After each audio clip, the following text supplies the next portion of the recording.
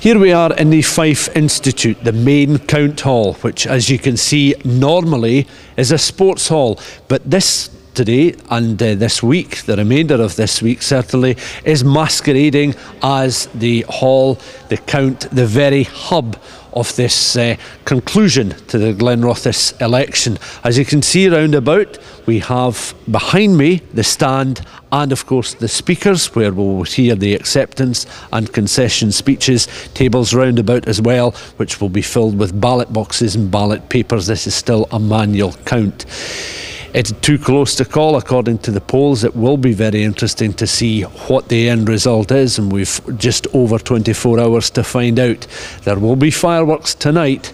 Will there be fireworks tomorrow night? The SNP and Labour Party certainly believe that they are neck and neck and both in with a real chance of winning this vitally important Westminster seat. We've heard from the political parties, all of them.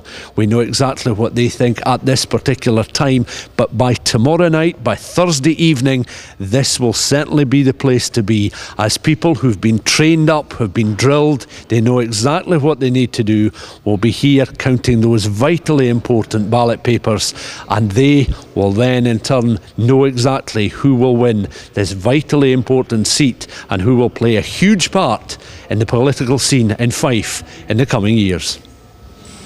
Iain Grant, Deputy Returning Officer, thank you very much for taking the time to speak to us. A little over 24 hours to go. I would imagine it's going to be a busy old time for yourself and your team. It will be busy, particularly the next 24 hours. At the moment we're arranging training for polling staff, opening postal votes, and tomorrow the polling staff will be out in their polling station carrying out their responsibilities, and then of course we come back here for the count.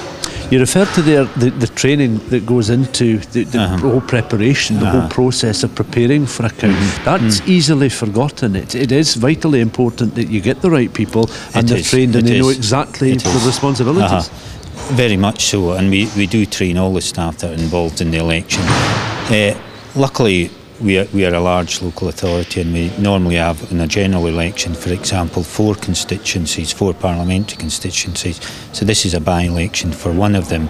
So we have a fairly large resource to call upon. So we will have experienced staff managing and counting the votes. It will be a hive of activity. In addition to the counting of voters, you'll have television cameras, press, there'll be the candidates, their agents and whoever, all watching this space and looking at how we're performing, how we're counting the votes and scrutinising what we do.